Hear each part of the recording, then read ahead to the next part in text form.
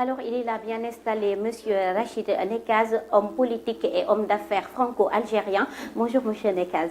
Bonjour et merci pour votre invitation. Donc, je ne suis plus français, je suis uniquement algérien. Algérien. D'ailleurs, on va faire une petite présentation pour faire connaître aux internautes et téléspectateurs qui est vraiment Rachid Nekaz. Je vous propose d'écouter ceci et revenir avec Ayoba.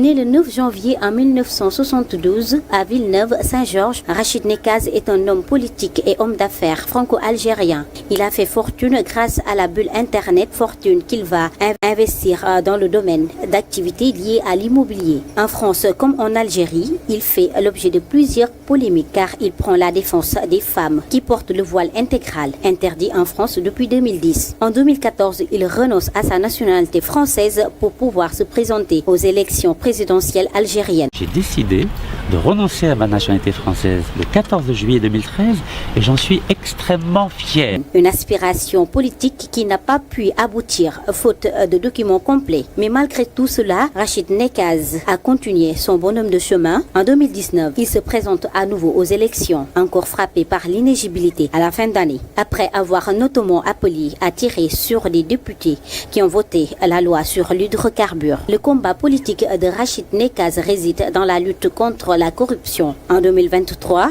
il décide d'aller vers de nouveaux horizons et s'installe aux États-Unis. Bonjour, monsieur Nekaz. Vous avez un parcours quand même assez atypique. Un néo-algérien, je veux dire, exclusivement maintenant. Vous êtes présenté à l'élection présidentielle française. Vous aviez déclaré votre candidature à l'élection présidentielle de 2006, aux législatives de 2007 en France, même si vous aviez été recalé. Vous étiez affilié au Parti socialiste français en 2009. En 2014, vous vous êtes présenté à l'élection présidentielle algérienne. Vous avez décidé de renoncer complètement à votre nationalité française. Ici, on a un cas, pour commencer, on a un cas qu'il convient d'appeler le cas Karim Wade.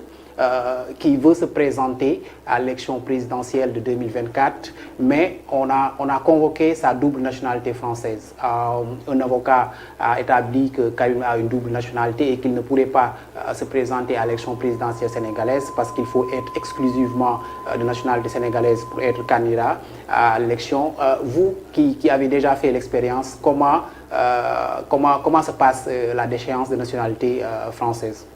Alors c'est très facile, il suffit simplement d'écrire au président de la République. À l'époque, j'avais écrit au président de la République française, M. François Hollande, et 40 jours après, j'ai été convoqué par la préfecture, donc à Créteil, c'est dans la banlieue parisienne, et ils m'ont simplement dit, est-ce que vous êtes sûr de vouloir abandonner la nationalité française? Je leur ai dit, oui, je veux abandonner la nationalité française, car la Constitution algérienne, l'article 51 et l'article 73, stipulent très clairement que si on a une double nationalité, on ne peut pas être candidat. Donc j'ai fait cette démarche-là, donc ça fait 10 ans, et ça se passe très bien, même si j'ai été emprisonné à 2 reprises et j'ai été assigné à résidence pendant 3 ans et demi en Algérie. J'assume le choix que j'ai fait, car c'est une promesse que j'ai faite à mon défunt père, que j'allais faire tout ce qui est en mon pouvoir pour essayer d'installer la démocratie en Algérie. Et aujourd'hui, je veux faire profiter de mon expérience le peuple sénégalais, car nous sommes à 5 mois d'une élection très importante au Sénégal et j'ai l'impression que la situation politique sénégalaise ressemble beaucoup à la situation politique algérienne de 2019. Donc je pense qu'il faut éviter certaines erreurs si on veut tous en Afrique que le Sénégal reste une démocratie. D'ailleurs, c'est pour cette raison qu'on vous a invité un peu sur ce plateau. Il y a de cela une semaine, vous avez publié dans notre site presseafrique.com un texte qui prévoit des solutions pour que Ousmane Sonko soit élu, en tout cas président de la République 2024, sans pour autant être candidat à l'élection présidentielle. Est-ce que vous pouvez expliquer à nos internautes et téléspectateurs ce procédé-là? Oui, d'ailleurs je vous remercie d'avoir publié cette tribune, donc je remercie Presse Afrique. Mon idée est très simple, j'ai déjà exploré ce plan B en Algérie en 2019. En Algérie ça n'a pas fonctionné car le pouvoir a décidé d'annuler l'élection, mais je crois qu'au Sénégal ça sera différent et j'espère que le président Macky Sall, dont je salue la décision d'avoir renoncé à un troisième mandat le 2 juillet dernier. Non seulement je la salue, je l'applaudis et je la respecte, car c'est un modèle que l'ensemble des chefs d'État africains doivent suivre, c'est-à-dire respecter la limitation constitutionnelle à 2 mandats. Donc mon idée est très simple. Aujourd'hui, le président du PASTEF, M. Ousmane Sonko, est en prison. Il bénéficie d'un très large soutien populaire, mais selon les déclarations de la justice, il ne pourra pas être candidat le 25 février 2024. Je crois qu'il est possible pour Ousmane Sonko d'être président en mars 2024, à condition qu'il apporte son soutien à un autre candidat qui bénéficiera de sa confiance, un candidat qui soit sage, qui soit éligible pour les élections et qui puisse porter les espérances de toute la jeunesse sénégalaise. Si ce candidat, qui bénéficiera de la confiance et du soutien à la fois de M. Ousmane Sonko et de la jeunesse sénégalaise, il y a de fortes chances qu'il puisse être président le 25 février 2024. Que doit faire ce nouveau président, qui doit avoir de l'expérience et aussi de la compétence? Pourquoi pas, par exemple, M. Mamadou Diallo Lamine, pourquoi pas? C'est tout à fait possible. Il a un CV absolument extraordinaire. Je crois que le peuple sénégalais devrait regarder un peu son profil et sa biographie, qui est incroyable, il faut le dire. Mais il y a d'autres personnes qui peuvent avoir le même profil, comme par exemple M. Guy Marius, ou pourquoi pas Maître Ciré Clédorli, qui ont ce double profil d'être à la fois des hommes de loi et des hommes respectés et par le peuple et par les institutions sénégalaises. Donc dès lors que ce nouveau président, qui aura la confiance et de la jeunesse et de M. Sonko, sera élu le 25 février, que devra-t-il faire? La première chose, il pourra utiliser l'article 43 de la Constitution sénégalaise qui permet à un nouveau président de signer un décret de grâce de tous les prisonniers politiques. Et parmi ces prisonniers politiques, il y a bien sûr le cas de M. Ousmane Sonko. Donc M. Ousmane Sonko sera libre. Le deuxième acte que devra faire le nouveau président élu sera d'utiliser l'article 51 de la Constitution sénégalaise et qui permet d'organiser un référendum pour créer le poste de vice-président. Et il confiera le poste de vice-président à M. Ousmane Sonko. Et le jour même où M. Ousmane Sonko sera vice-président, le président élu démissionnera et automatiquement M. Ousmane Sonko deviendra président du Sénégal en mars 2024. C'est une solution pacifique, légale, constitutionnelle et qui permet de rassurer tout le monde. Mais évidemment, il faudra que M. Ousmane Sonko ne poursuive personne en justice. Il faudra écrire un nouveau chapitre de l'histoire du Sénégal et quels que soient les méfaits qu'on pourrait reprocher au régime actuel, il faudra faire voter une amnistie générale pour que le Sénégal reste une démocratie et continue à inspirer d'autres démocrates en Afrique et notamment en Algérie. Alors, M. Mamadou Lamine Diallo, vous disiez tout à l'heure que vous ne donneriez pas votre stratégie pour renverser le pouvoir en 2024. M. Nekaz vient de donner une méthode assez quand même atypique qu'il a bien déroulée et expliquée, qui puisse en tout cas mettre Ousmane Sonko à la magistrature suprême sans pour autant qu'il participe à l'élection présidentielle de 2024. Êtes-vous d'avis sur tout ce qu'il a dit et sur la manière dont il faudrait procéder? Écoutez, d'abord, Rachid, merci. Je suis très content de vous saluer. Je vous félicite pour tout ce que vous avez fait. Hein. Merci beaucoup, Monsieur le Président. Pour déjà la France, l'Algérie et l'Afrique. Votre parcours est impressionnant. Et puis votre patriotisme. C'est vrai qu'en Algérie, le patriotisme est quand même largement partagé avec la guerre du FLN. Absolument. Alors, je connais bien l'Algérie, j'ai beaucoup travaillé là-bas, j'ai beaucoup d'amis. Et vraiment, félicitations. Et bon, je sais que votre combat politique n'est pas facile. Hein? Il est même là-bas, c'est compliqué, quoi. Parce qu'ils ont fait la guerre, ils ont gagné la guerre de libération.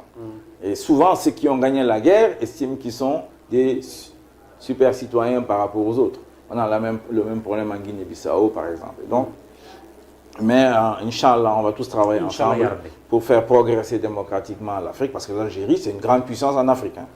Et il faut qu'on le sache. Et le Sénégal, une grande puissance démocratique. Voilà.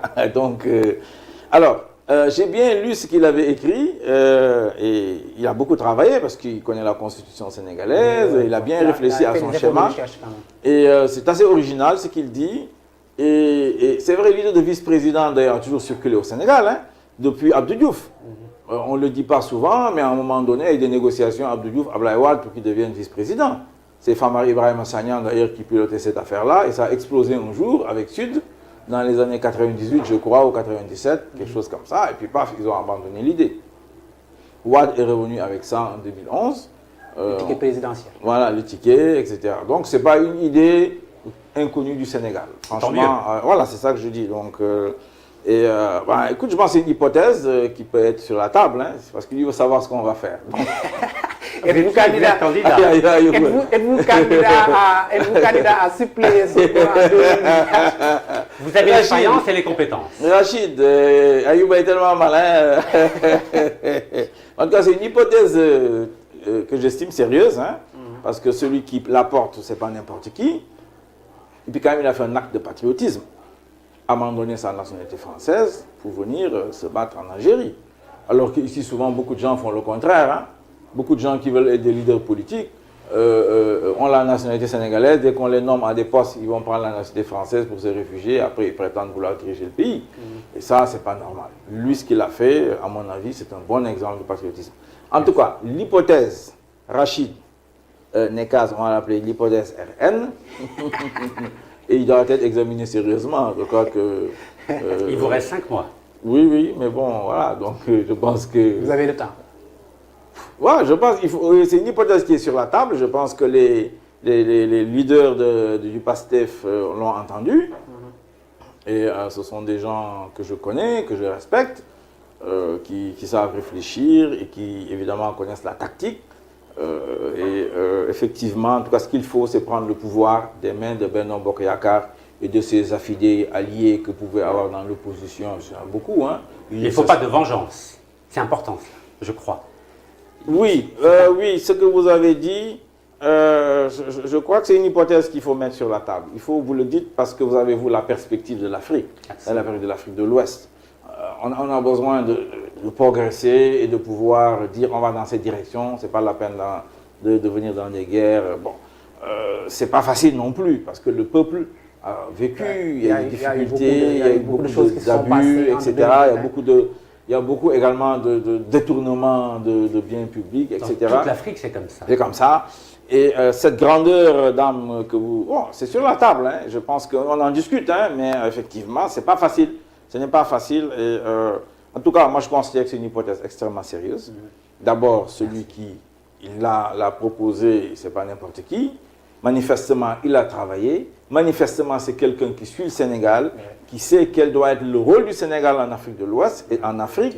Et il nous le fait savoir, nous, qui sommes dans la politique et qui l'ignorons de temps en temps, ou faisons semblant de l'ignorer. Donc vraiment, c'est une hypothèse très sérieuse et je vous félicite. Et on va voir, on va se battre. Hein, pour en tout cas, une transition pacifique au Sénégal en 2024 serait le mieux, en tout cas pour ce pays qui a déjà traversé beaucoup de turbulences entre 2021 et 2023. Beaucoup de jeunes sont décédés, beaucoup de jeunes ont été amputés, beaucoup de jeunes en prison. Si un autre président doit venir en 2024 pour faire une chasse aux sorcières, il plongerait encore le pays dans une série de troubles qui ne seraient pas bienvenus. Une transition pacifique, comme vous le proposez, en tout cas, serait la bienvenue. Mais vous avez suivi, j'imagine... Attends, laisse-moi préciser, sans vous couper, Ayouba. Moi, je pense qu'il ne faut pas être dans la revanche. Ouais. C'est ce qu'il dit. Il faut une amnistie générale. Il faut qu'on souffle. Moi, je l'ai dit depuis longtemps, d'ailleurs. Bon, les dégâts sont faits, il faut qu'on trouve les moyens vraiment de nous élever, je suis d'accord là-dessus. On a besoin de paix et de stabilité au Sénégal. On ne doit pas prendre de risques. Sinon, on peut avoir la même situation qu'on a connue au Burkina, au Niger, et ça, c'est la catastrophe. Et le Gabon. Et le Gabon. C'est-à-dire des coups d'État militaires. Vraiment, c'est le rôle de la classe politique, en particulier de l'opposition et des dirigeants de PASTEF. C'est leur responsabilité, c'est notre responsabilité d'éviter au Sénégal une aventure militaire. Et je crois que c'est également le sens de la proposition de Rachid, de l'hypothèse RN. Je voulais venir avec lui sur cette situation, en tout cas, que j'ai décrite tout à l'heure au Sénégal, qui prévaut, en tout cas, depuis 2021. Les libertés sont bafouées, l'opposition n'a plus le droit quasiment de manifester. Beaucoup de libertés, en tout cas, sont bafouées. Les éléments de langage sont très importants. Oui, l'opposition n'a, en tout cas, plus le droit apparemment de manifester. Toutes les déclarations de manifestation sont systématiquement interdites par les préfets. Si vous me permettez. Nous rentrons au Sénégal dans une période électorale. Vous pensez que c'est astucieux d'organiser des manifestations? Là, il faut travailler pour faire campagne. Nous ne sommes pas encore dans la période électorale. La période électorale va commencer en décembre, préélectorale en tout cas, va commencer en... Préélectorale, c'est maintenant. Oui, après électorale, c'est maintenant, mais en décembre, on va entrer en campagne. Pour l'instant, on n'est pas en campagne. Donc, il y a pour l'instant des turbulences. Il y a une opposition qui est là, qui s'oppose, qui essaie en tout cas de lutter contre la volonté affichée du régime en place selon cette opposition-là, de barrer le chemin à certains candidats, dont Ousmane Sonko.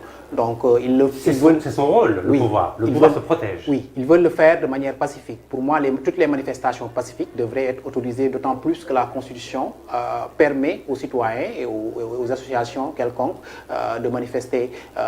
Qu'est-ce que doit faire le régime en place pour apaiser, en tout cas, cette situation qui prévaut depuis un bon moment?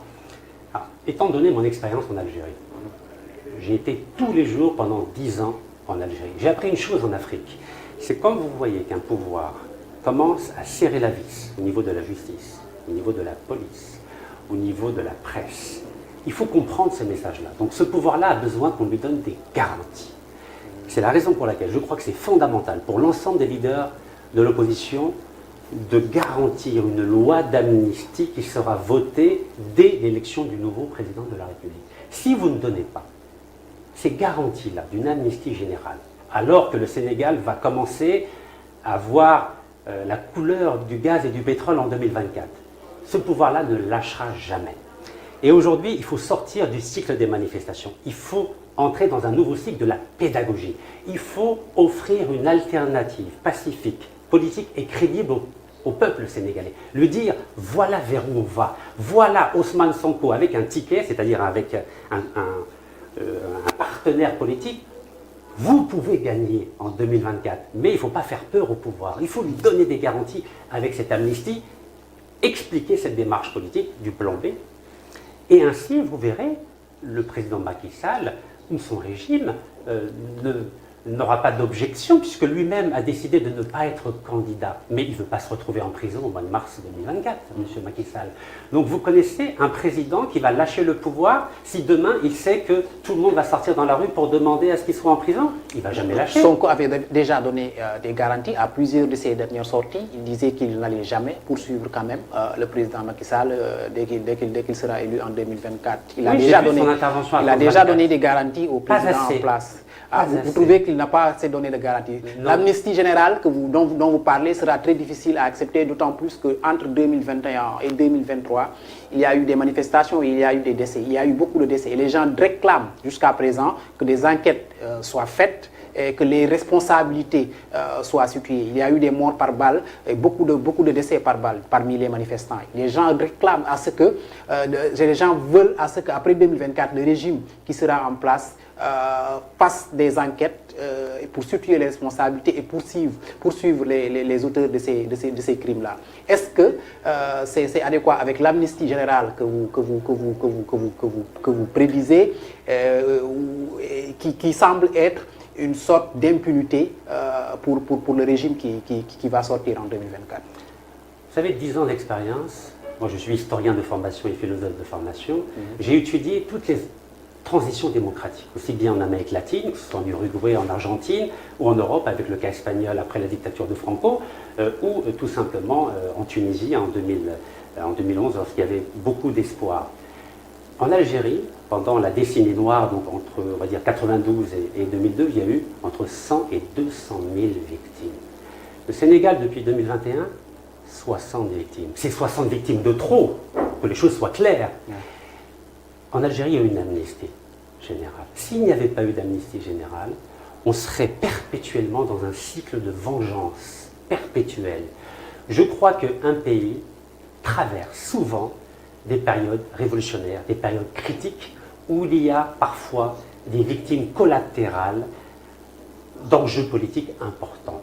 Je crois que le Sénégal sortirait grandi si, demain, en mars 2024, une loi d'amnistie générale sera votée. Je ne dis pas qu'il faut pardonner ceux qui ont tué ces 60 personnes à Bir Hamam, mais je crois que parfois, lorsqu'il y a une crise politique importante, comme celle que vous traversez aujourd'hui au Sénégal et comme celle que nous traversons en Algérie depuis 1992, il est important d'être grand, un peu comme Nelson Mandela, comme Madiba, 27 ans en prison. Il a pardonné aux Blancs d'Afrique du Sud, il a même travaillé avec eux. Je vous rappelle que Madiba a partagé le pouvoir avec un blanc, Frédéric de Clercq, président, vice-président pendant 2 ans, entre 1994 et 1996. Pourquoi ne pas s'inspirer des exemples de sagesse qu'il y a dans notre continent, et notamment en Afrique du Sud?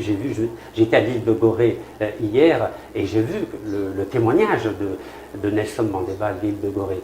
Pourquoi être toujours dans l'émotionnel, dans la vengeance? On ne peut pas construire un pays sur la vengeance et sur l'émotionnel. Et c'est la raison pour laquelle je crois que l'incarcération actuelle de M. Ousmane Sonko et d'autres militants, bien qu'elle soit difficile, parfois elle est nécessaire. Moi, j'étais 3 ans et demi incarcéré en Algérie, assigné à résidence. Je n'ai aucun esprit de vengeance. Je ne demande pas à la population de sortir dans la rue pour se venger de ce que j'ai souffert. Parce que je l'ai cherché. C'est ça aussi le combat politique. Le combat politique, c'est des souffrances, c'est des sacrifices. Mais parfois, il faut aller au-delà de notre vengeance personnelle pour épouser les espérances de tout un peuple et l'avenir de tout un pays. Donc oui, je comprends la douleur des 60 familles qui ont perdu leurs proches. Mais oui aussi, je comprends que le Sénégal est une idée beaucoup plus grande que la souffrance de chacun de ses citoyens dont on doit respecter et la vie, et la dignité, et l'honneur. Et ça fait partie du parcours d'un pays et d'un peuple. Alors, M. Mamadou Lamine Diallo, vous êtes élu en février 2024. Est-ce que vous êtes partisan de l'amnistie générale? C'est une question, en tout cas, ce qu'il dit est vrai. Je dis tout à l'heure, c'est une hypothèse très sérieuse. C'est-à-dire que si, il faut s'élever. Il faut s'élever au-delà, comme il dit, de l'émotionnel, être froid et regarder la stratégie. Si nous sommes dans une situation qui ferait que demain, Benno Bokk Yakaar, les FDS ou une partie des FDS se cramponnent, je ne bouge pas. C'est ça, il faut examiner cette hypothèse-là, ce scénario de manière très sérieuse et voir comment contourner ça. C'est ce que je disais tout à l'heure, c'est de notre responsabilité. Deuxièmement, la place du Sénégal en Afrique de l'Ouest et dans le monde. Il faut la préserver, il faut l'augmenter. Mettre ça en relation, comme il dit, avec tout ce qu'on a vécu, personnellement, dans les familles. C'est difficile, c'est clair. Donc l'homme politique doit s'élever. Il nous appelle à ça de manière très solennelle, de manière très réfléchie.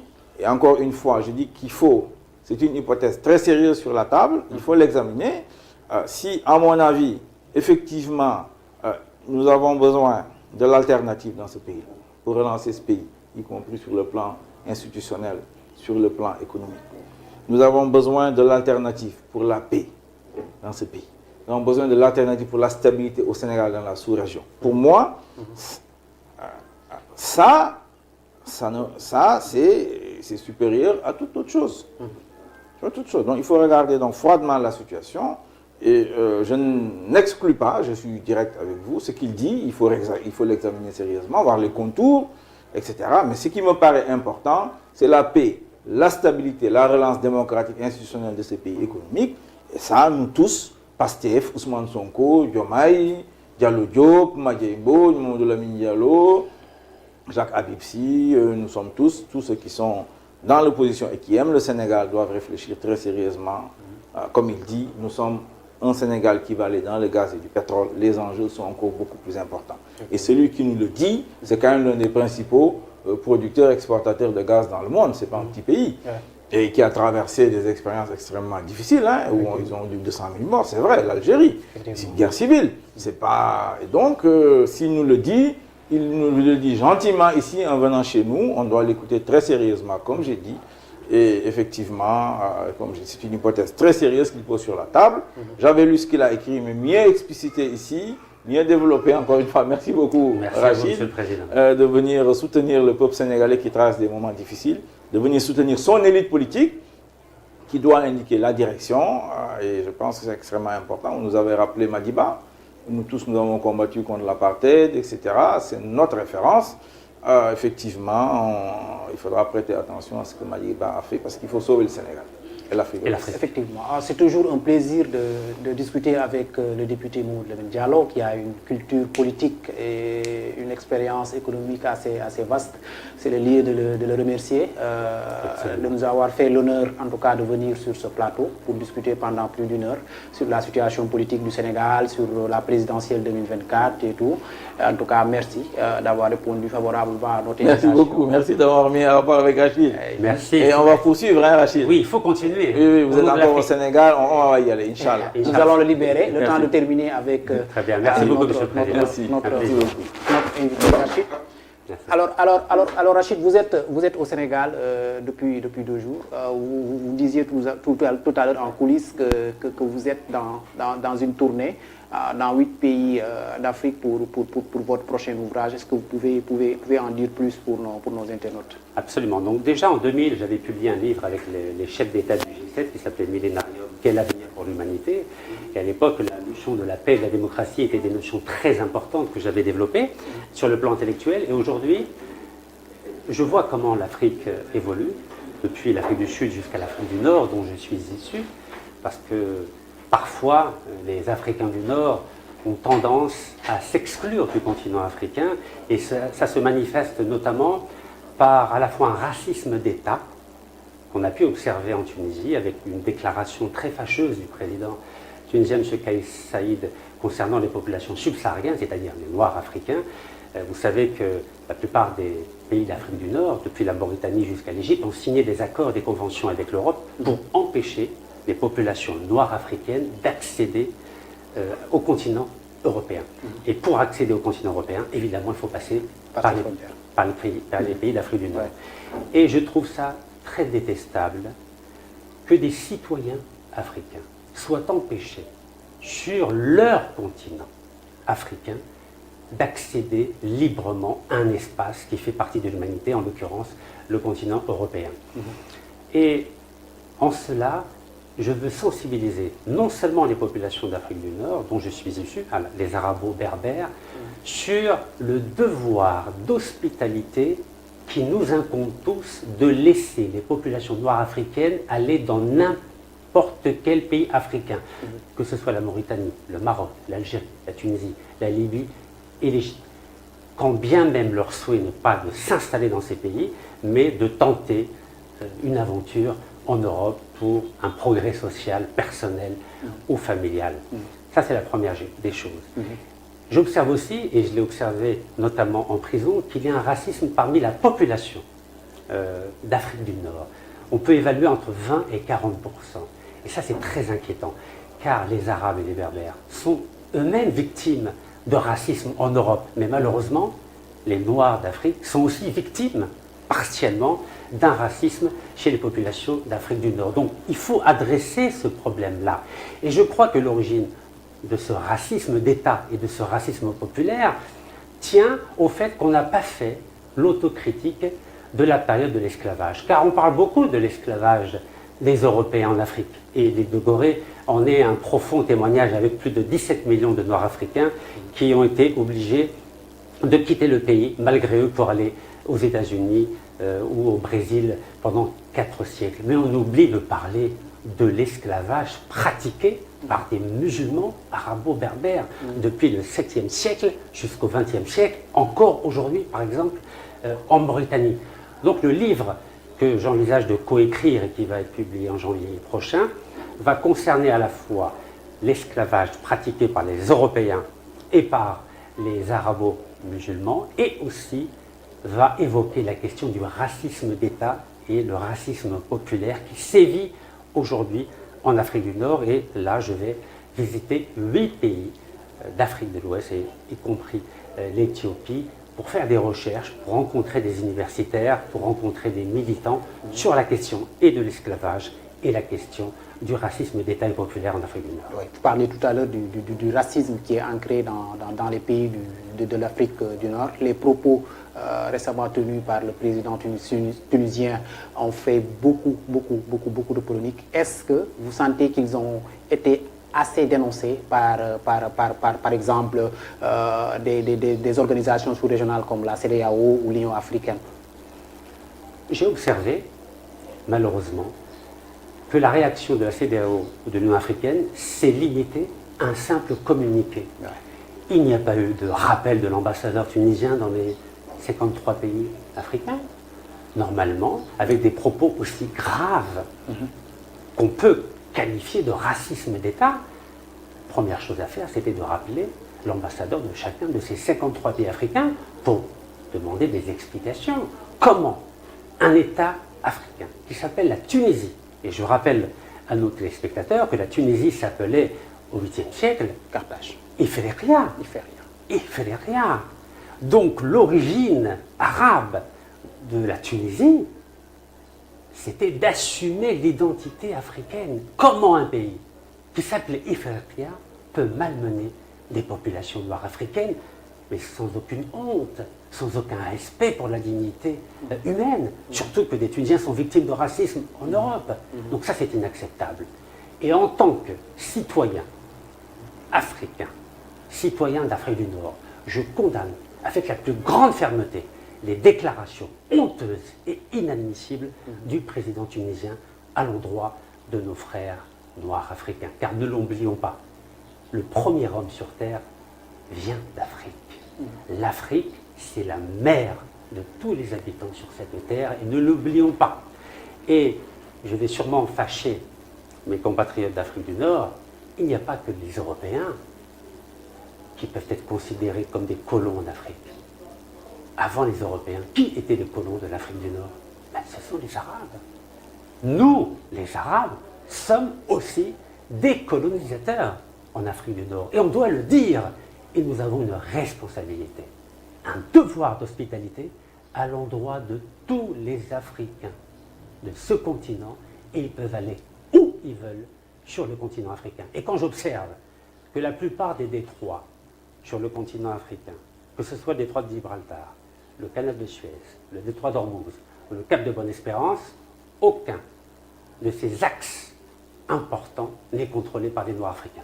C'est ou des Arabes et des Anglais avec le détroit de Gibraltar ou le canal de Suez, ou des Blancs en Afrique du Sud. C'est inacceptable. Les Noirs africains ne contrôlent même pas le continent africain, ils n'ont même pas la liberté de circulation sur leur propre continent. Donc on doit rappeler ces évidences-là, puisque personne ne veut rappeler ces évidences, tant en Afrique du Nord qu'en Afrique noire ou Afrique du Sud.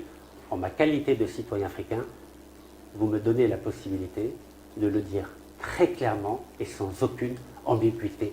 Chaque citoyen africain est chez lui sur le continent africain et personne n'a le droit de l'empêcher de circuler sur ce continent de Mama Africa, de Mother Africa. Et je tiens à dire autre chose pour que les choses soient claires, pour que notre continent sorte de ce sous-développement. Dans le prochain livre, je vais développer la thèse que toutes les ressources du sous-sol africain, c'est-à-dire le pétrole, le gaz, l'or ou le diamant, soient contrôlées par un fonds souverain africain sous l'égide de l'Union africaine, et c'est elle qui gérera toutes ces ressources pour développer l'ensemble des infrastructures nécessaires sur le continent africain, que ce soit au niveau de l'éducation, au niveau de la santé, au niveau de la formation, au niveau de l'environnement, afin qu'on puisse garantir une égalité des chances à tous les citoyens africains depuis Alger jusqu'au Cap, en passant par Addis Abeba ou Dakar, car toutes les richesses du sous-sol africain appartiennent à l'ensemble des peuples africains.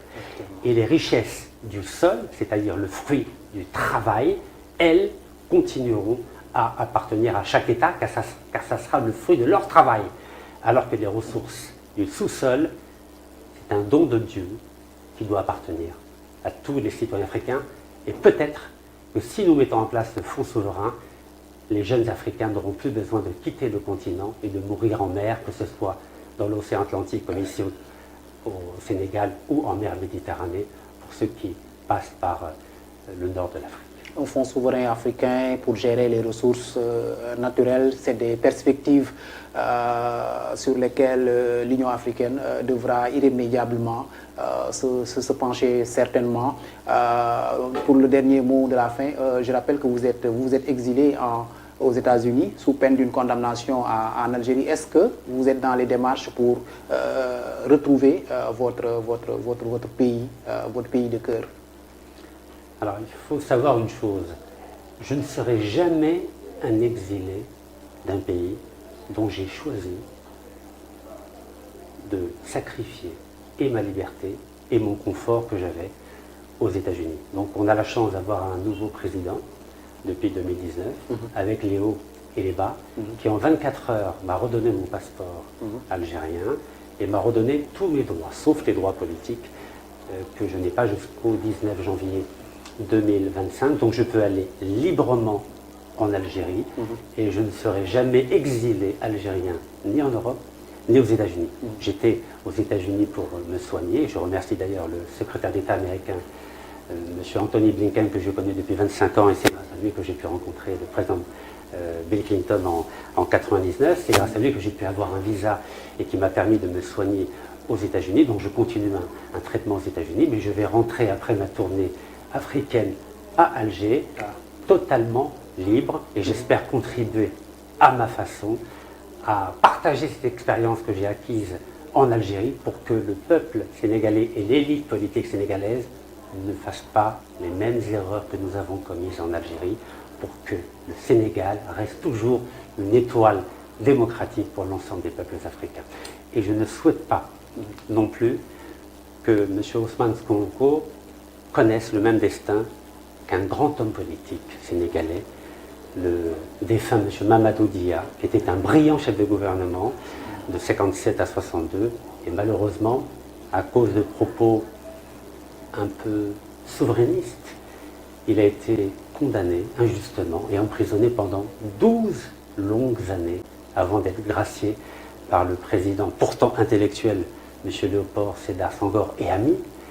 Et donc je crains que chez M. Ousmane Sonko ne s'inspire pas de l'expérience malheureuse du grand regretté M. Mamadou Dia, il puisse rester lui aussi une longue période en prison. Et je crois qu'aucun Sénégalais le souhaite et aucun Africain épris de liberté comme moi ne le souhaite. C'est la raison pour laquelle j'appelle à la sagesse, à la prudence, à la vigilance autour de l'idée d'une amnistie générale, pour que le pouvoir en place aujourd'hui ne craigne pas l'éventualité d'une présidence Sonko en mars 2024.